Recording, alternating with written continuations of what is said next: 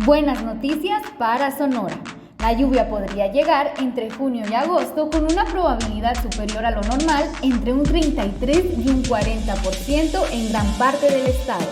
Esto sería un alivio, ya que de enero a mayo solo cayeron 5.9 milímetros, uno de los registros más bajos en una década según la Conagua.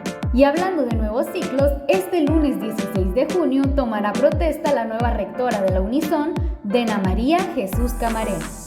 El sindicato académico ve con buenos ojos su llegada, pues esperan se cumplan compromisos heredados de la gestión anterior. Y desde el alumnado también hay expectativa. La Asociación de Estudiantes Universitarios Sonorenses quiere que se atienda su pliego petitorio, entregado durante la campaña de la nueva rectora. Recuerda que la información completa la puedes encontrar en nuestro sitio web o en .com.mx/El Sol de Hermosillo. No olvides seguirnos en nuestras redes sociales.